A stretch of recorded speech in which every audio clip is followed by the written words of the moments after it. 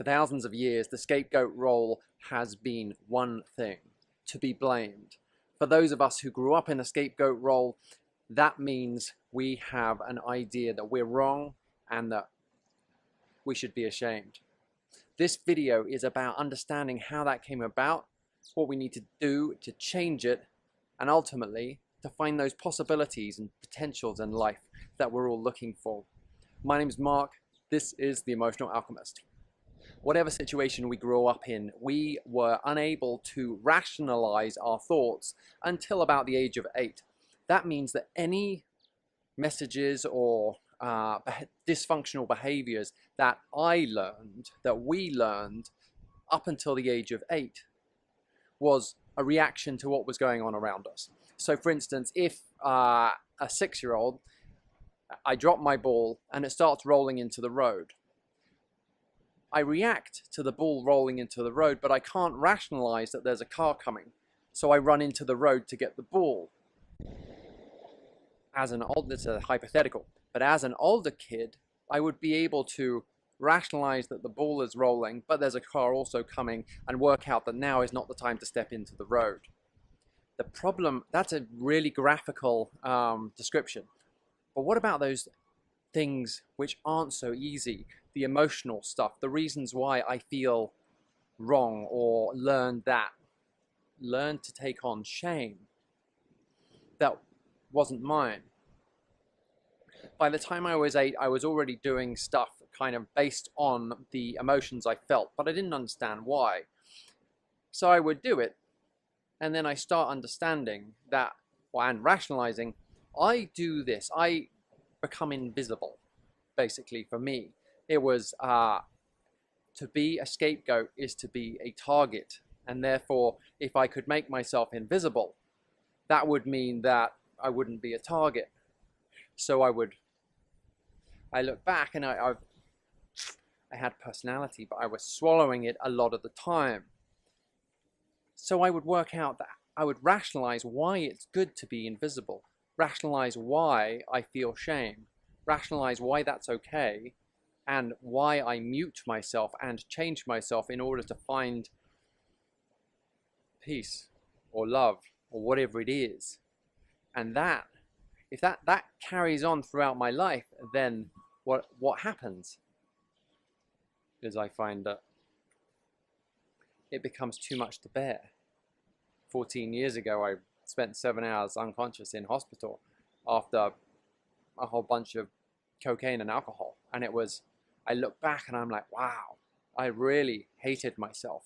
And it's another extreme example, but I couldn't admit that I hated myself, and all the reason. And for me, that is where it starts. If I can admit to myself that something I'm doing is not working, and the problem is if I can't see it. So if I'm feeling shame, I'm feeling wrong, but I don't know why, I need to be open to the possibility that there's something I don't know, something I don't understand, or something I'm not admitting to myself. But if I can admit that actually this situation, whatever it is, maybe I'm doing something that I've always done. Maybe I'm trying to process things that happened to me when I was a kid. And maybe if I can be open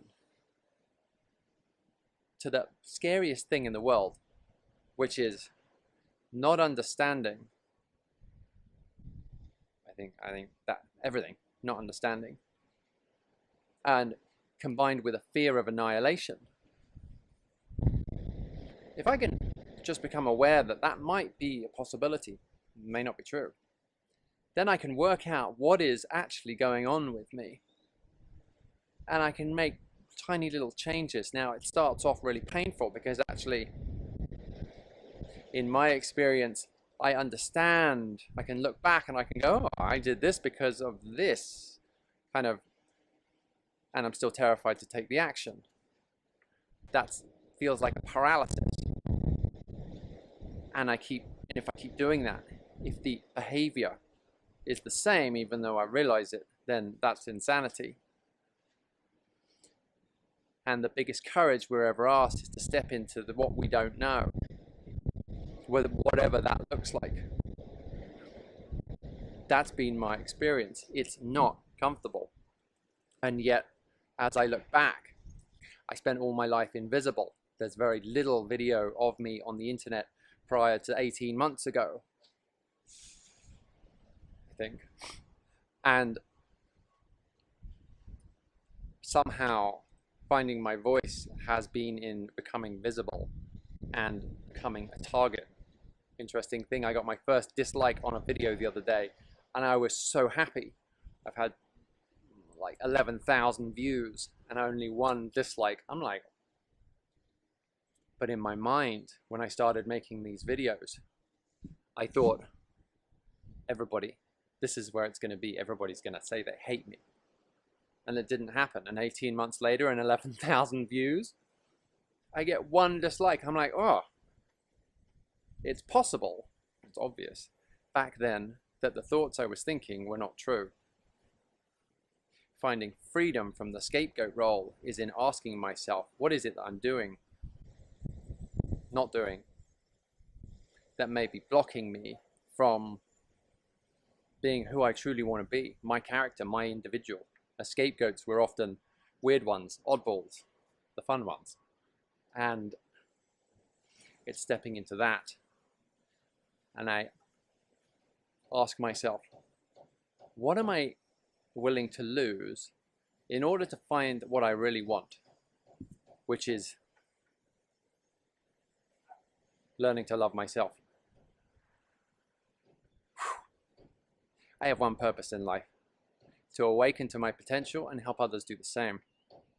I do that with emotional balance, spiritual connection, and physical health. If you'd like to find out more about that and how I help people coach through that, there's a link in the description below. If you've liked this video and want to see more, then hit the subscribe button. Thanks for watching.